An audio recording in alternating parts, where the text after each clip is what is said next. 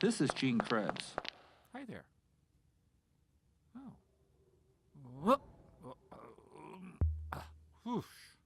And we're high on Ohio. She described for me in great detail how she has two daughters that are addicted to heroin. Her daughters are nice young ladies, except that she has literally been through hell and back trying to get her daughters help with their heroin addiction. They've gone bankrupt because they've gone through so many different types of treatment, none of which have The worked. rehab has exhausted their financial capability. Exhausted them, both physically, financially, emotionally.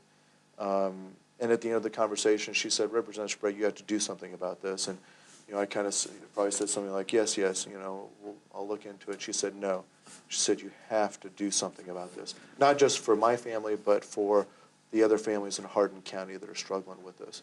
We have a tremendous supply of prescription opioids coming into the state of Ohio. Okay. So for your viewers that might not know, a prescription opioid would be something like Vicodin, Right. Percocet, Oxycontin. Oxycontin, oxycodone, hydrocodone, any one of those brand name or generic drugs. Okay. And they are very similar in chemical composition to heroin.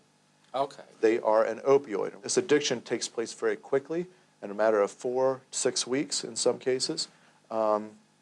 And people, quite frankly, think that these medications are safe because they come in pill format. Your doctor gives them to you. Hey, it must be okay to take this stuff. And then along the way, about 40% of the people that become addicted.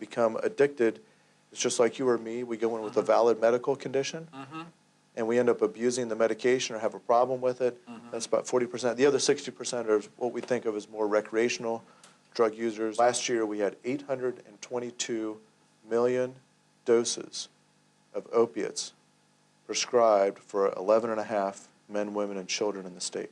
Can you say that again, please? Yeah, that's 822 million doses prescribed.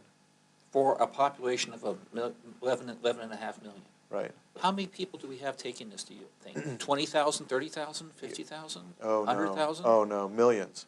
Pardon? Several million. There's a general realization that we've got to do a better job in terms of some of the guidelines for the medical system to lower the amount of doses that are being prescribed. We have a large portion of people who are already addicted to opiates that are successfully diverting an enormous amount of pain medication out of our medical system. This was at the CVS pharmacy. They busted a drug ring. I mean, this is happening everywhere in Ohio, and the rural communities really struggle with this as well, but it's pervasive everywhere. In our study committee hearings, what we heard were that people became addicted in multiple ways. But I have yet to meet a heroin user that didn't start out on a prescription painkiller. Said, Representative Sprague, they said, what percentage of people do you think that we serve, and they're right here in downtown Columbus, what percentage of people from Columbus do you think we serve? I said, well, I don't know, 90% probably? They said, no, they said 15% of our clientele comes from Columbus. I said, well, where does the other 85% come from? Yeah. They said, Dublin, Upper Arlington, New Albany, all the suburbs around Columbus. Probably 15 years ago, we didn't have this epidemic.